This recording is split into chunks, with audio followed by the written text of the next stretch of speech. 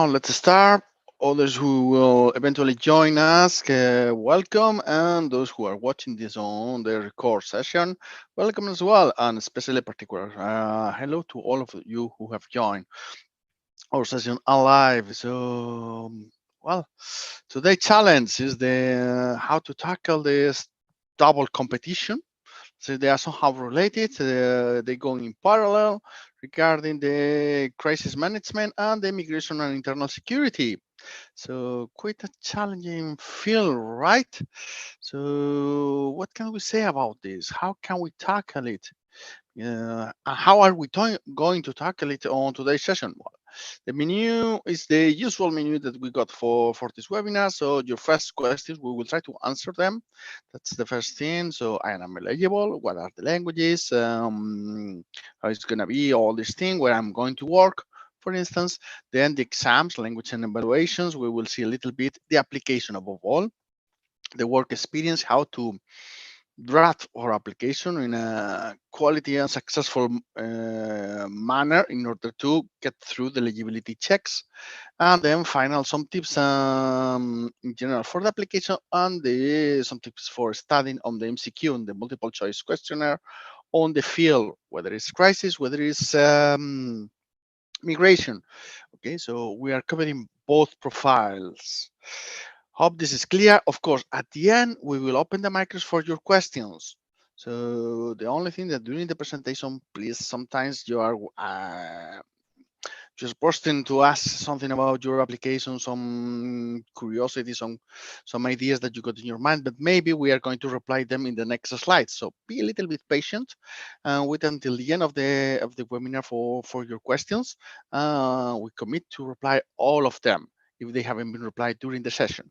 So let's proceed now with what we got. So yeah, I know. If you've been in a previous webinar from us, you will see. Okay, I know this slide. I know these problems. Of course, yes, yeah. That's always the same theme. Yes, you're right.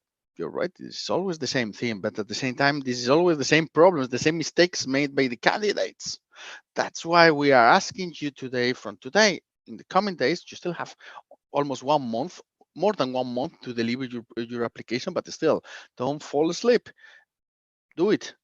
Fill in, start today, finalize it in a couple of weeks, that's fine. But don't wait until the last day. We have seen the example in economists how the candidates they try to deliver the last day and EPSO web page collapse. So it was impossible for the last 24 hours almost to deliver your application. Luckily, EPSO extended the deadline 24 hours more so they could deliver. But guys, man, if you just wait for the last minute, you will have a heart attack before you can deliver. That's the reality. Oh, candidates who contacted us to thanks because we remind them in the last few days that they have to fill in the application. They totally forgot. Please, if you are here today, don't fall into that trap and do your applications. Don't be afraid of your CV. Your CV is good enough. I'm certain of it, provided you have the 6 or 7 years of relevant experience they are asking. Don't think about the number of candidates. At the end is what you do, what counts. That's it. It's not complicated. We will see today that it's rather simple, this application, compared with the past system of application. This is something that has been improved. Procrastination is what I just said. So don't leave it for tomorrow what you can do for today. Please, just follow the advice of the croqueta. I mean, because you got it on the corner and it's repeating. I mean, it's the reality we have seen. We are not inventing anything. So we don't want you to fall into that trap. Let's hope this is clear. So moving on. So crisis ahead in the sense that, okay, what can we expect? Oh my goodness, this is stormy weather, especially if you're in Brussels. About this competition, what are the challenges? Let's see if we can shed some light on the competition and the requirements. So first of all, where will I work? Well, you will work for the European institutions. This time it's literally the European institutions, because it's clear from the notice that you may be recruited by the Commission, the Council, the Parliament, or the External Action Service in both profiles, crisis management and migration and internal security. But in another part of the notice of competition, it said that the biggest or the main hiring entities will be the Commission through the 3DGs, Directorate Generals, Director General for European Civil Protection and Humanitarian Aid Operations, ECHO for France, Director General for Migration and Home Affairs, the Home for France, and finally, the General for International Partnerships. I think there is a typo in the notice of competition. Wow, I now realize. INPA. So, nobody's perfect. So even EPSO make mistakes when publishing the notices, but it doesn't change anything. So this is important to bear in mind. So you probably your position, your place, your spot, your job will be in Brussels, most likely. That's clear. If you're not planning to move to Brussels, you should think twice before applying to this competition. So also, a couple of things that we would like to remind you about the new system is the fact that the reserve list is bigger than in the past. So a couple of times, 3 times, just careful with the micros, otherwise we are hearing you. Okay, I will mute you. So remember that the reserve lists are bigger than usual, so it means that you are in the reserve list, you have the right to be a candidate, you can participate in the hiring processes, but the institutions are not bound to hire you. So there could be people who are left in the reserve list when it's closed. This is a possibility.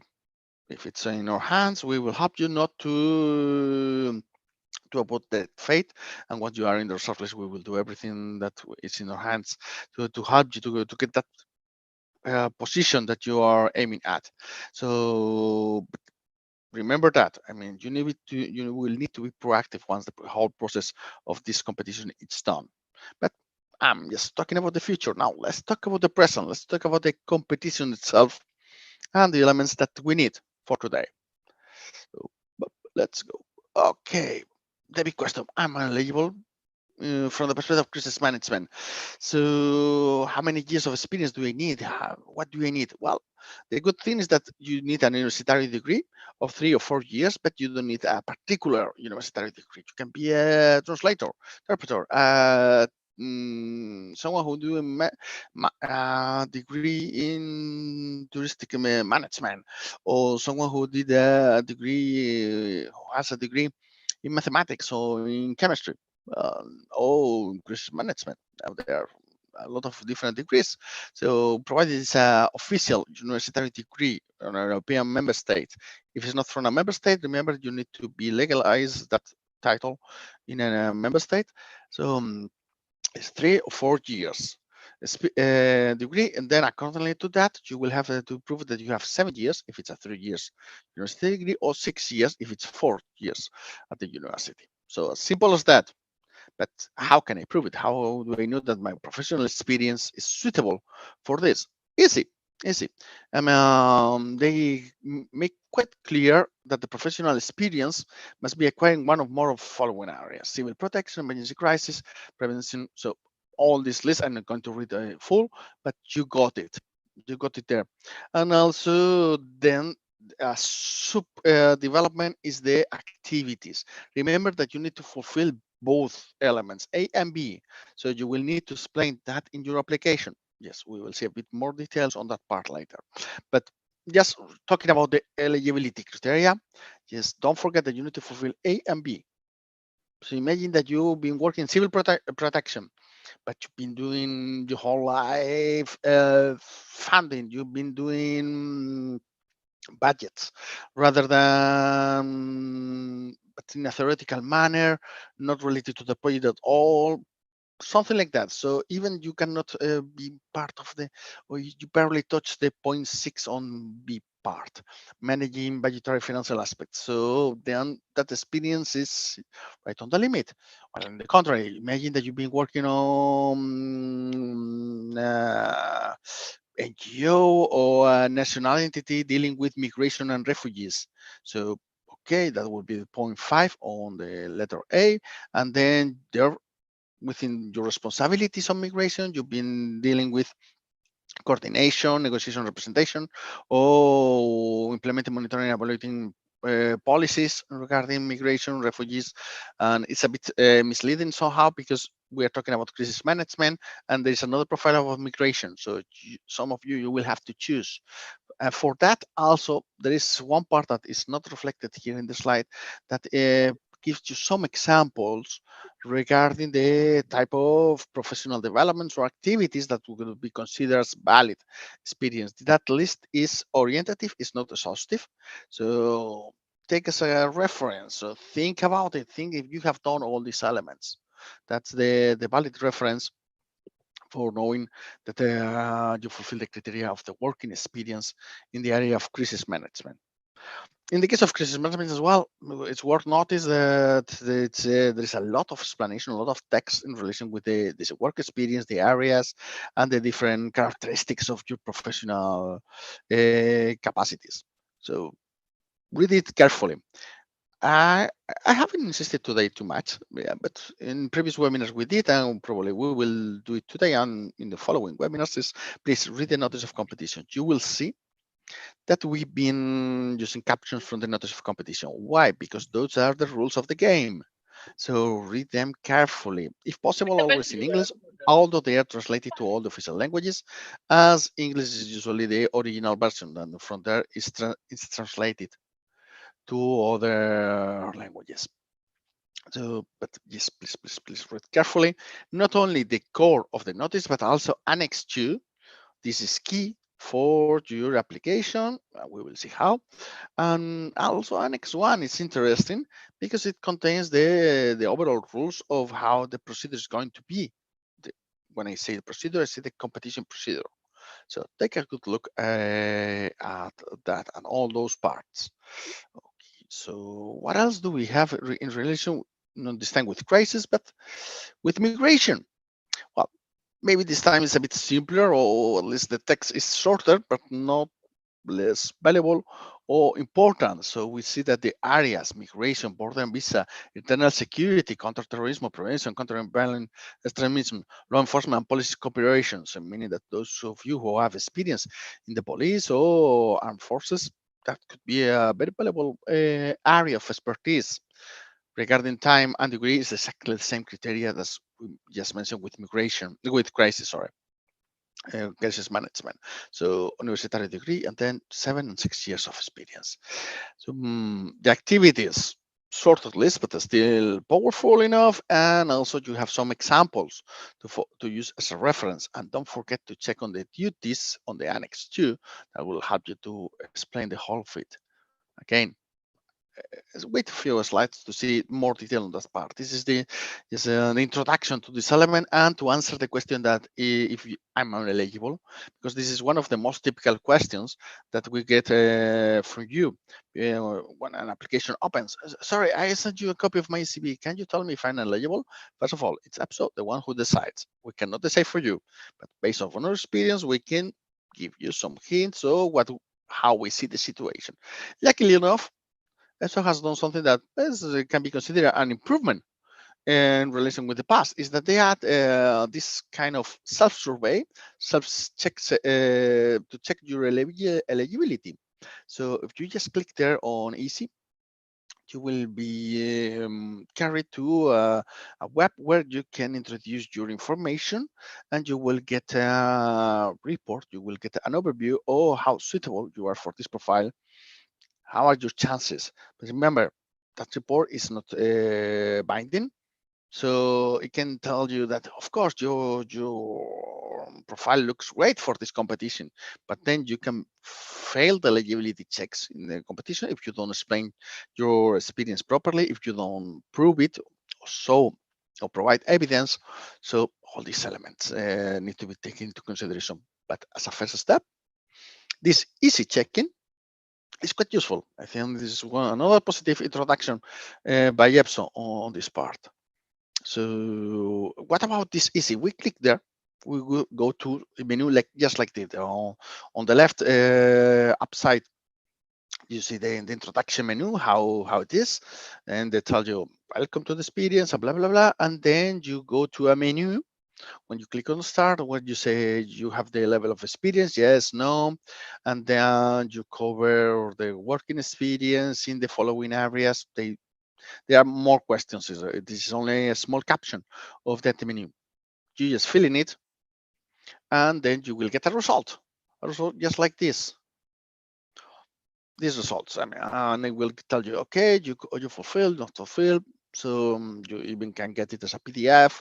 So it gives you a nice overview on the system, but it's not perfect, this system. Careful, because you see bottom down language skills 2 out of 4 on that. It was a testing that we did, and we saw that you could even fail to meet the language criteria, but still the web page can tell you that you are suitable, in the sense that you need to have English. We'll see now. So take with a pinch of salt of the result. It gives you an orientation, it gives you a nice idea, but it's not legally binding and it's not absolute. So always think carefully, pay attention, and fill it in as an orientation. So that's regarding the eligibility. Let's suppose that all of you are eligible. I don't think so. You are professionals with long experience. I know some of you by name, so yes. And let's see, what else do we have?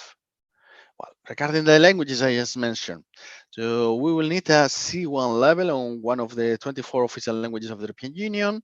The truth is that it's a bit tricky because we are 24, including English, but then we have the language too, that we need at least B2, and it must be English. There's no other option, English, or English. So in reality, C1 among one of the 23 official languages of the European Union, except English, and then B2. On that part. So just for orientation, I'm assuming that most of you are not native speakers of English. So then you see the language distribution, any 24 of the official languages, the reasoning test, the famous CBT, computer-based tests, in the sense of verbal, numerical, and abstract reasoning. Those are in any official languages that you have chosen. And the field-related MCQ test and the case study will be both in English. There's no option to choose. But in another competition, they got the opportunity to choose. Yes, it was indicated in the notice that they could choose different languages.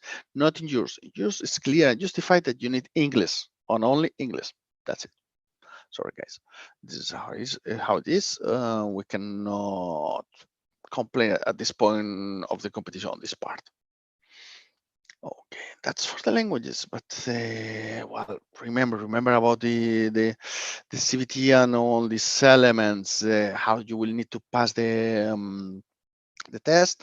On this competition in particular, the CBT, it's just pass, not pass, based that you get a 10 out of 20 on the verbal reasoning and 10 out of 20 in the combined marks of numerical and abstract reasoning. Yeah, fine, right? I mean, feasible, not too difficult. But remember that all the exams, the three that we saw, reasoning, field related, and case study, the three are the same day. You're taking them one after another. Although if you don't pass one, you cannot get access to the results of the others. Your exam won't be corrected or reviewed if you don't pass the previous exam. You need to pass the three of them. So that's something that you need. So if you imagine that you fail the CBT by 1 point, then you will never know the result on the MCQ or the case study, despite you have done them. So this is how it is. There is a reason behind, because of the number of candidates expected and the number of corrections that EPSO can afford. We will see that. So that's on test languages. On the field related, just in system, there will be about 30 points, 30 questions. Remember that you get 1 point for each question that you got right, but you don't get any negative points if you fail one question. But considering the only 30 questions, you cannot afford to fail any question or any answer. That's one thing. And second, you need as many points as possible, as only the highest marks on the MCQ or the field rated MCQ will be accepted in the next phase. Okay, and they notice they make clear that they will review the case study and the eligibility of the candidates up to 1.5 times the number of spots. So we are talking that we have around 200 positions open. Combining the two profiles, we are talking about 300 candidates in total will have their exams review in full, case study, eligibility, and all these elements. And this will be done by a ranking done by the highest marks in the MCQ. So expect a tough MCQ exam, and also quite demanding because you will need to have a 20 something up in order to be part of that. Unfortunately, it's just like that. Numbers, total amount of candidates is what creates the difficulty. On your competition, considering that they're asking for 6-7 years of working experience, we are not expecting thousands, but hundreds of candidates, even 1,000 something, that could be feasible to expect in both profiles. So get ready for it. And on the case study, I really forgot to mention, it will be only out of 10 points on writing communication. It's the formal competency of communication. Apparently, there are not other competencies assessed in your exam, and it's about, again, writing communication. No knowledge, expertise, or specific knowledge is required in the case study. Only drafting, only knowing how to draft in English will be validated in a limited period of time, meaning 45 minutes. It's not in the notice, but it's been announced by EPSO that the exam will last only 45 minutes.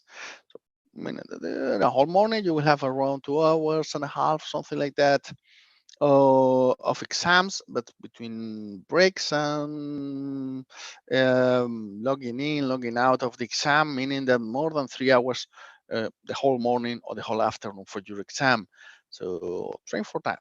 And stamina, energy will be a key for success in your competition and in the exam that you will face on this competition. But what else do we have? Yep. Oh, okay. We insist on this part on the languages and the fact that only by passing one exam you can access to the results of the other, of the next one.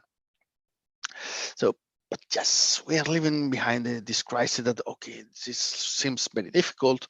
Is that impossible? I mean, how it's going to be? Well, not big deal.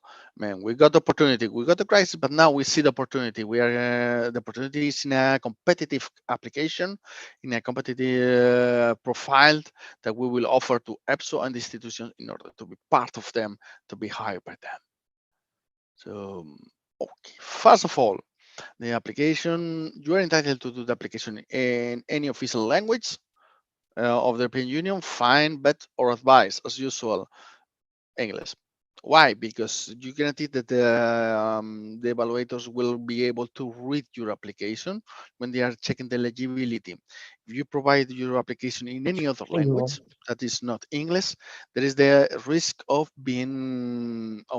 having to translate your application, of using some automatic tools for translate. Then something can be lost. So it's better if we keep under control this part, and we provide already in English the application. Also, don't forget that you have this automatic translation tool that is called eTranslate. It's provided by the Commission. It's paid by European money, and it's much better than Google Translate, to be honest. So you only need to be registered to use it. It's free. So if you need some help, you need some inspiration on how to translate or how to adapt to English part of your CV, you can always use that tool. So that's useful. Beyond the language, what else do we have? Well, typical thing, you need to choose the languages. Let's say that we choose Spanish, and for the other test, multiple choice. And the written test, case study, famous case study, English. That's it. Not a big deal. This is rather simple. Remember that well, in the language of the other test, you cannot choose any other language. There will be only English as an option. And in language for the reasoning test, you will have 23 options, but not English. That's the difference on this. It's automatic. That's an improvement on the application form. in the past, you still could commit some mistakes on that part. And regarding the languages, remember that you need to have one language B2 and another in C1. That's in the notice. So don't make mistakes. Imagine that you see on the picture it's Italian. So imagine that someone puts ability to listen, proficient user C1, ability to read, proficient user C1, ability to speak, independent user B2, and then ability to write, proficient user C1. Then I could get disqualified because my level of Italian, my language, is not C1 but B2, and we need to have at least one language in C1 or above. So stupid thing, yes, but don't make that mistake. If I remember correctly, now the system will alert you in case you made that kind of mistake. But don't be overconfident. Don't leave it for your luck, but just be attentive and be sure that you have two languages following the minimum. I mean, if you can speak German, you can speak French, you can speak English, three of them at C2 level, excellent. You just put them and you are more than satisfying the language criteria, but you have to indicate it. That's one thing, but what else do we have? Yep. The motivation part. Why are my favorite? Motivation and strengths. Probably some of you, this is not the first competition, EPSO competition that you're trying, and you have already replied to these questions, and you will be wondering, can I copy paste whatever I did in my previous competition, Yes, you could. I mean, nothing stops you from doing that. Do we advise that part? Honestly, no. I mean, we advise to write original replies. Why? Two reasons. Because it helps you to put you in the mood of how to draft your application on the information that you need to deliver. And second, it will help the assessors to know you. This part is not assessed. You don't get points or marks for the content, but it will help the assessors to know you better, to understand you better, to know what do you do, what can you provide to the European institutions in the framework of this competition. So it's always nice as some degree of customization. I'm not saying that you cannot extract some parts from previous applications and get inspiration from there, but just be careful and try to pay some attention and draft something interesting for this competition. It will help eventually.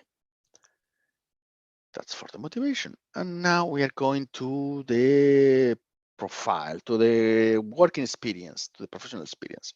On the academic experience, I don't think that it will be needed. You just need a study degree. But how to fill in? Now focusing on crisis management. Remember that we got the point A, that the areas, they are asking for the areas. So in the area of, in the part of the occupation, in your application form, it will be a good moment to indicate your title, your position, and the area where you were developing this position. Okay. So that's a overall introduction. And then in the nature of duties, you can describe the activities that you have to perform and say, okay, so I've been master coordinator on civil protection. Fine. I've been developing policy and legislation. Okay, well, not bad, but not enough. I mean, the idea is that beyond those points that appear there, you will use the Annex 2 that contains a lot of description of tasks and duties to you use them as inspiration to describe what you have done. I'm not proposing you to copy paste from the Annex 2 whatever is there, because I mean, if you have done it just like that, well, you can do it. But if you haven't done it, you cannot copy paste, but you can get the wording, the style of the activities, the things, and it gives you a perspective, a reference on how to explain, feeling the nature of duties that you have performed in your work experience. Hope this is clear. And last but not least, on this part, let's not forget that you will have to provide evidence that you have done those activities.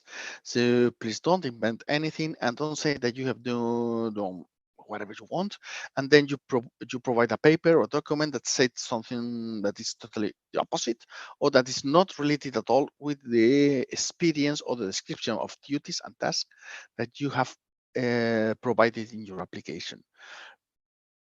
Now you still have time, 1 month, to check that if you got the documents, or you can get the documents, because you will have to upload those documents in October, 12th of October, if I remember correctly, by the 12th of October. So you have 2 months to get the documents and 1 month to fill in the application. But remember, they must be aligned. They must,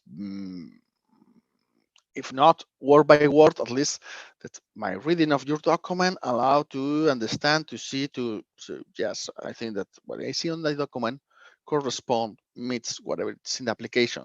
That's fine. That's what we need to get from the assessor to get approval of our eligibility. This is important. Remember, the more activities, the more areas that we have covered, the better, in the sense that because our experience will count in full. If our working experience, it's imagine that it's only covering one area and one activity, while most of the candidates are covering 2 areas, 3 areas, and more activities, mean that we can get some kind of reduction in of work experience. Meaning that if we just done, as I say, one area and one activity, they may count only 50% of the work on time, while others who have been doing more areas, more activities, will count 100% of the work time. It is important to remember, especially if you are on the limit, you just got 6, 7 years of working experience on the limit. So you need to explain carefully, give full detail, so they count the 100% of your time, working time, as valid experience. And again, in the notice of competition, they explain a bit more. I mean, so if you want to read the small letter, go there. There's plenty of it. That's for crisis management, but what about migration and internal security? Same principle. So we go to the areas, we explain the occupation or position and the area where we've been working, and then in the nature of the duties, we explain the activities with the detail as well provided or inspired by the Annex 2. So as simple as that. Well, it's not so simple. It takes time. Yes, it takes time. And we always suggest, after you have finalized your application, give it to a friend, a foe, pet, wife, husband, cousin, whoever you want, to read it and to check that it's clear, that everything is well explained. Because sometimes when we've been working for a long time in an area, we become very technical in that area. I mean, we get used to not to explain things for those outside, but just for those inside. Those who are reading your application probably are from the outside, so they won't understand the full of it. So we need to make it clear. And always an extra pair of eyes. It's good to have them to check that everything is 100% understandable. That's the idea. Okay, that's for migration and internal security. But what else do we have? I mean, yes, the Annex 2, where I was referring. So you will see that for the first profile for crisis, there's plenty of information, or at least plenty of descriptions, rather than information, descriptions, because they tend to be a bit repetitive. But the fact that each institution has their own crisis entities, crisis group, and crisis workforce, so it also gives you a clear idea where you can end working. That's it. And we will see that also will be very useful for another thing later on. But use it, read it before start filling in your application, so it will give you the tone, the music that you need to reflect in your application, and the words and the things that are expecting.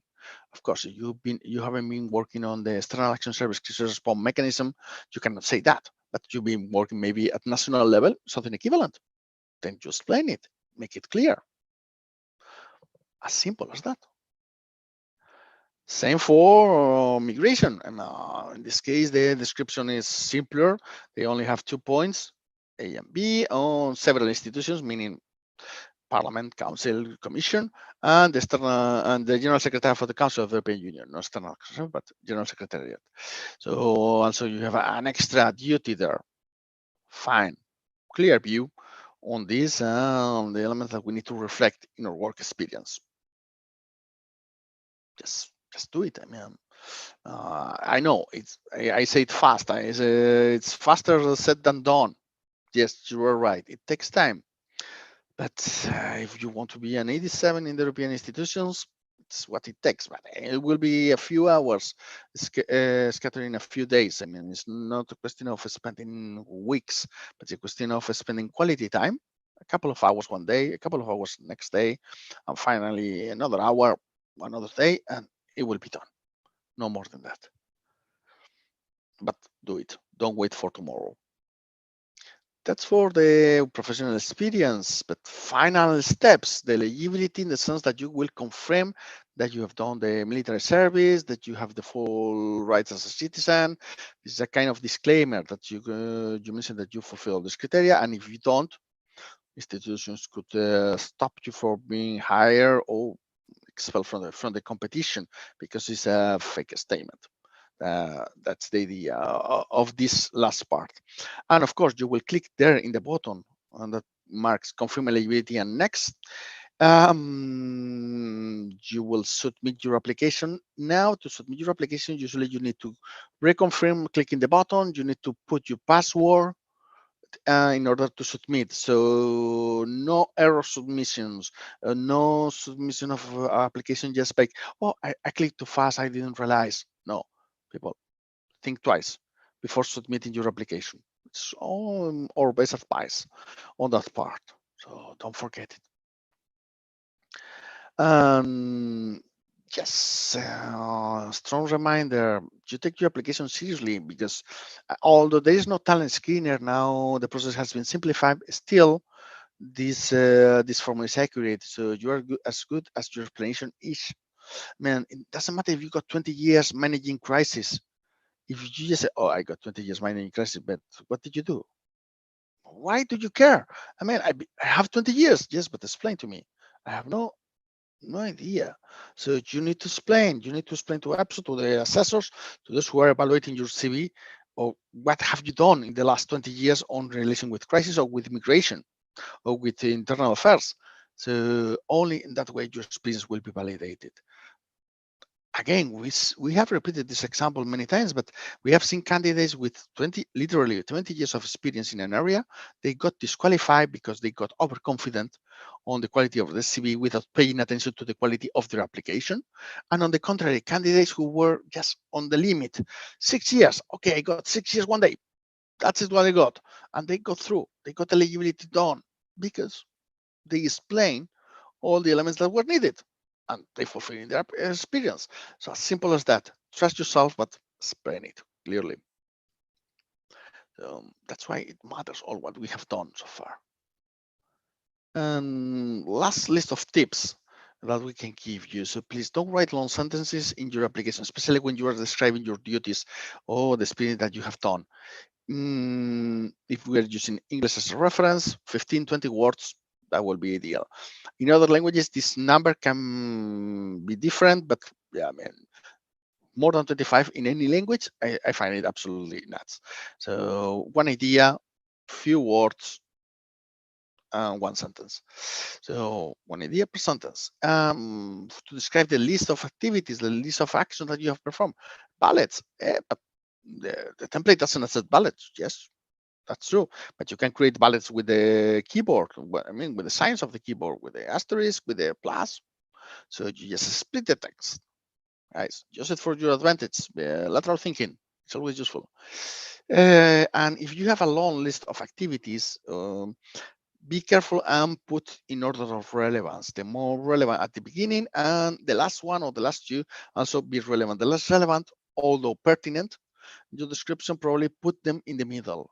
Always the most powerful ideas, the most important things when we are doing a list of them, always the top ones above or on the top or the last moment, because on the human beings we have tendency to read the first part as the last part, but in the middle we tend to skip it.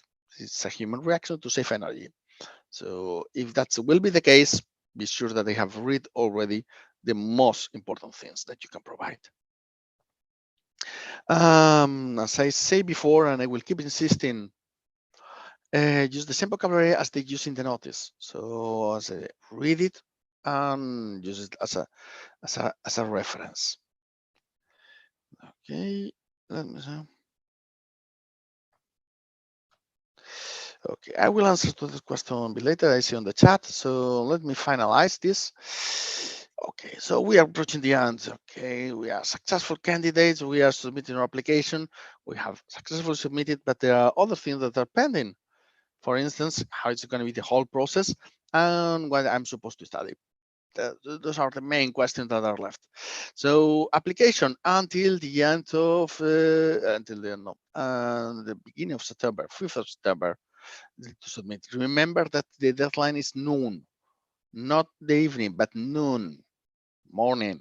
So for the application, and don't wait until the last day because things got nuts those days.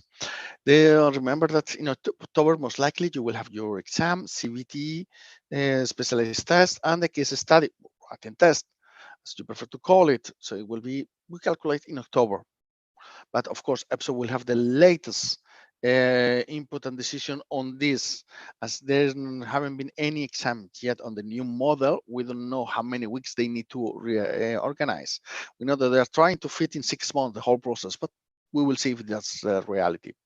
Then the checks on eligibility will come after the exam and with the corrections. So probably November, December, maybe early January. And then the reserve list is expected for January next year. Not bad, right? I mean, if they manage to fulfill this plan to complete this timeline, that will be excellent news for you and excellent beginning of the year, right? 2024. So also check Annex 1 because all these elements are described and there is more information there that can be useful for you. Regarding the process, remember, another element that we would like to insist, you have until the 12th of October to upload your documents, the evidence of your application. The application is submitted on the 5th of September, but then you have 1 month more, to upload documents and evidence that prove that everything that you have said in your application is right. In any case, they won't check it until the exam is done. And in the exam, we will go the CBT, the MCQ, and the case study written test. And then they will correct as many case studies or written tests as 1.5 times the number of successful places sought by the organizers. So meaning around 300 candidates that will get the case study or written test verified. I mean, just think about it. If I know that it can sound unfair for the rest of the candidates, I acknowledge that, but at the same time, imagine that you got between the two profiles 2,000 candidates. How much time do they need to correct 2,000 written tests? Even if they are simple, easier, or short, still it will take ages. They don't have so many stuff in EPSO, so that will be too much for the result that they will obtain at the end. So that's why they're limiting the number of written tests that they are correcting. And of course, once they have verified that you got a high score on the MCQ, you pass the CBT, and you got the written test 5 or above, they will see that your documents are valid and your experience is valid. Sorry, one moment. Yep. And then the reserve list. And from the reserve list, just the success, the new processes to hire you. Okay, so that's the reserve list. That's the thing that we need to deal with, but we will deal with that in January. For the moment, please focus focus on the competition and on the test that you are dealing with. That's for us. But last and not least, the MCQ. Probably the reason why most of you are here today, just to know what are you supposed to study? What is the content of the exam that you need to check to prepare yourself for the MCQ that is so important and so relevant in this competition. So we will see. I told you before, I mean, I mentioned the Annex 2 of the Notice of Competition, where it describes the duties, the different duties of each one of the both profiles. We saw that for the crisis, there's plenty of information, plenty of points, and they're giving us a beautiful inspiration on what are the elements that we need to study. Because, I mean, each one of you has a different national background, and has a different crisis background. So it's difficult to compare all of you.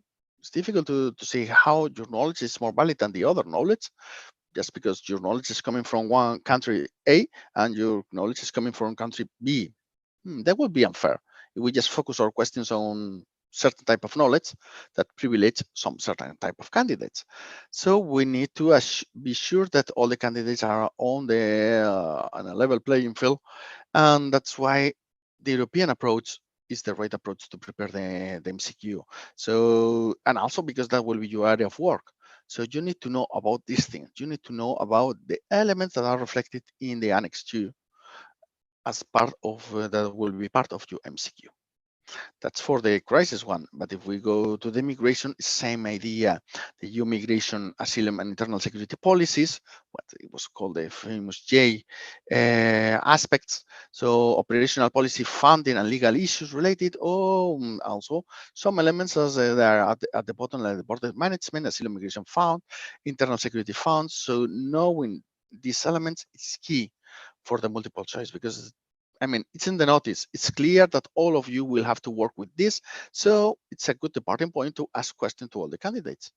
Because, I mean, all the information is on the internet, it's on the official web pages, and all the elements are there. Okay, how is that? I mean, some suggestions, some suggestion elements that we can study. By the way, I take advantage to remind all of you that you can download this presentation and the links that goes with this menu in our YouTube channel. I mean, we will put the link there, so feel free to download from there. But we've seen that the External Action Service, they got the area of crisis management that is interesting to study, or the civil protection and humanitarian operations, ECHO in the sense of the web page of this DG, also for international partnerships, or the integrated political crisis response, the strategic foresight. Also, it's touching clearly this crisis idea, or the European Civil Protection Pool, or the rescue tool. So some ideas. This is not exhaustive in the sense that it's not only this, but it gives you a very good starting point, quite broad. And from here, you can cover most, if not all, the knowledge that you will need for the MCQ in the area of crisis. Remember that the MCQ will be customized to each of the profiles. So those in crisis will have a different multiple choice than those in migration. For migration, same thing. So we got the fact sheet from the European Parliament. They have an area that calls about migration and internal affairs. So as a departing point, it's quite useful. It gives you some ideas on what else to study. Of course, the webpage of Migration and Home Affairs, the Home, or the INPA as well, on the area of migration, and mostly. But not only. Remember that internal affairs, migration, asylum, this is a very council topic. This is member states' area of power, let's say. So we need to check on the council web pages, but also the External Action Service. Don't forget to take a look on that part. And then the funds that we saw that are referred in the Annex 2, the Asylum Migration International Integration Fund, the Integrated Border Management Fund. So we got plenty of ideas. Again, this is not the whole of it, but this is a good starting point, very good one. This is a blown or broad scope that we can cover, and from there we can create our own manuals, our own notes, our own mind maps in order to gather all this knowledge and prepare for the exam. As simple as that. There is no one single integrated book that contains all these elements, but also to be updated, to have fresh input for all these elements. Look at the web pages of the institutions. Look at the different sources of information provided by the Commission, Council, External Action Service, because that will be the best source to prepare to this test. That's in relation with the two multiple choice questionnaires. But there is a final question. What else can YaSemosEuropeos do for you, right? So let me review briefly. So first of all, free webinars and materials as the one that you are participating in today. Of course, we organize CVT trainings, competitions in English and in Spanish. Soon we will reopen the inscription for those trainings by the 15th of August. So be ready if you want to be part of them. So also training for the assessment center if you are in the old competitions, or for interviews if you are in the new ones. And of course, the application review service is something that we offer as well. But if you want just to be updated on whatever we do and how we do it, well, just follow us on Telegram. That's the main communication channel, but also on social media, Instagram, LinkedIn, Facebook, YouTube. We post everything there for free. Also the invitations for events like this webinar, and any other useful information that we consider worth sharing with all of you. So hopefully that will be the case. And remember, only your work matters. Only whatever you do with your application will be good in order to get you into the reserve list of this competition. Hope this is clear. And now I'm moving to some of the questions. I saw that on the chat there was one from Paola. So in case we want to apply to two more competition, can we reuse all the updated information in this application form? Yes and no. You cannot migrate the information. You cannot click a button and they will be automatically copied. But you can download your application as a PDF file, and then you just click, select the text, and copy it in the new form, just like that. I mean, for the long part of the explanation of your academic degree or some part of your work experience, that can be useful. For the rest, introduction, you will need to introduce again the dates, you will need to introduce again the name of your degree, and so on. So unfortunately, there's no way to save time on that part. But I mean, in total will be 1 hour, or that information that you need to fill in. So not a big deal. I mean, considering the potential outcome of this competition, you becoming part of the public service of the institutions, why not to spend 1 hour on that? More questions, more comments.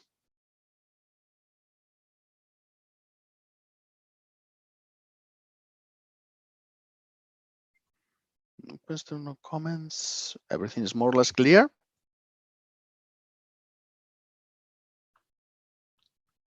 Okay. No, Gorga. The question is, during the real exam is allowed to use internet resources? Not at all. Remember, EPSO is using now a special software. It's called Proctor Exam, where literally they capture your computer during the exam time. So you can only have access to the exam, and that's it. And you are watched by your camera, your webcam, and someone is on the other side of the camera looking at you, that you behave correctly. You have more information in the episode webpage regarding the technical criteria needed for your computer in order to support this software, and also how it's going to be the exam from a technical perspective. Also, in the competition before the exam, you will get plenty of information regarding all the technical requirements and the needs for it. But just summarizing, no, you cannot consult anything during the exam.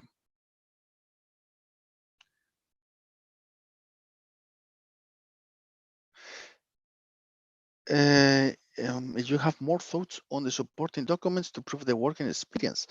I mean, for the supporting experience, depends. You can use the contract, you can use the social security historical record, you can use any official document in a member state. It's accepted as an official valid or evidence by EPSO. But be sure that this is enough to prove it. I mean, you've claimed that you have done many things, and then you just give a document and say, oh, you've been working on this position. Yes, good, but what did you do? Then that's not enough. You need a description. That could be a recommendation letter from your boss, signed and stamped by the company, say declaring all the activities that you have performed. That would be an excellent evidence. So remember that as many documents as you have or you can gather in order to support and to provide evidence on the activities that you have described as your work experience. That's the idea. Also, remember in the notice of competition, especially for those of you who have been working as autonomously, not hired by any company, but just being your own boss, boss. There is also the procedure on how they providing some invoices, providing some what kind of documents you need to provide in order to get the evidence validated. And if you have done, any one of you, a PhD on these areas, that could be as well. Usually that's a knowledge as 3 years working experience, provided it's a PhD of 3 or more years. If it's a PhD that took you less than 3 years, it will be as much time as it took you to get it. But PhD are counted as professional experience as well in the area of expertise of the competition. Of course, if you got a PhD in astrophysics, well, it's lovely, it's beautiful, but it's not related to this competition. My pleasure. Okay. How many tests you offer for programs and also per American customers? Okay, Sandy, regarding our training offer, we got for the aims for the CBT, or verbal numerical and abstract reasoning, we offer around 100 exercises for each one of the test. 100 verbal, 100 numerical, 100 abstract. And for the multiple choice, minimum is 300 questions that we offer, but we are working to increase that number. I mean, the idea is that we keep improving the system, and we see if we detect that the candidates need a reinforcement on certain area of knowledge. Sometimes what we have done sometimes is to add new inputs, new questions, to reinforce that. You will see that for the MCQ we have a particular methodology that involves using the test, the practice test for study. They are methodological tool. They are not tests aimed to just tell you, oh, you got 15 out of 30. How poor. Oh, you got 30 out of 30. How wonderful. No, these are tests that I'm to say, look, you fail on these questions. Those refer to this area of knowledge. So you need to study more. Or look, you did great on this area of knowledge on crisis management, so you don't need to spend more time studying that part. Move to another area, move to another point to study, to complete your knowledge that you will need for the exam. Is how we perform it. We have done it this methodology so far in other competitions, and it's been working quite well because our ratio of success is quite high on that part.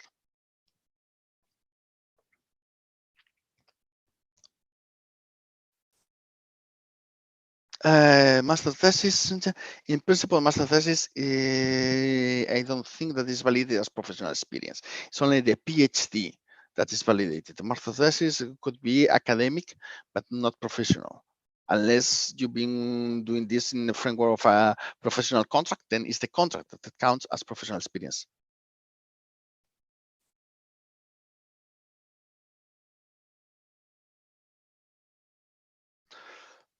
Okay, any other question or comment?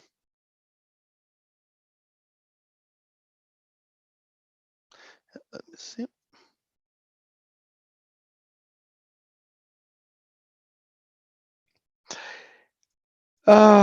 Just Gorga, with the preparation of MCQ, what we do is first of all the test, but also remember that in our test, what we do is to put a lot of background info in. With each question, there is usually links, text, or documents that help you to understand the purpose of that question, the area of knowledge that we want to cover, and also we upload other documents that we have seen that are useful for all of you, and they are worth reading or worth studying. So this is a complete idea of training. It's not only questions and that's it that we forget. No, I mean, as I say, it's based on a methodology. It's not the test, it's the methodology what counts. Mm-hmm.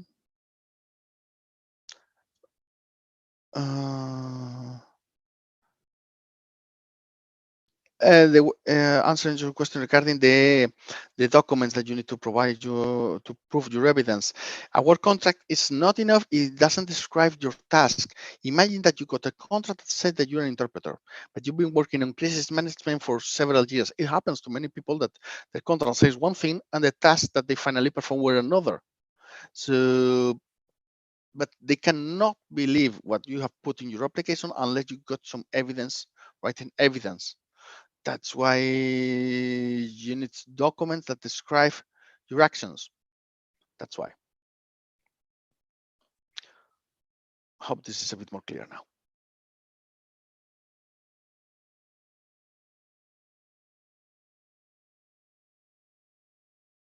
Okay, so I think this is it for the moment.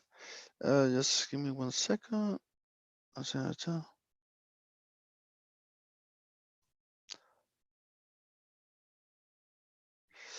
Okay, so people, that's it for the moment. So we stay in touch. We will upload this video probably tomorrow morning on our YouTube channel.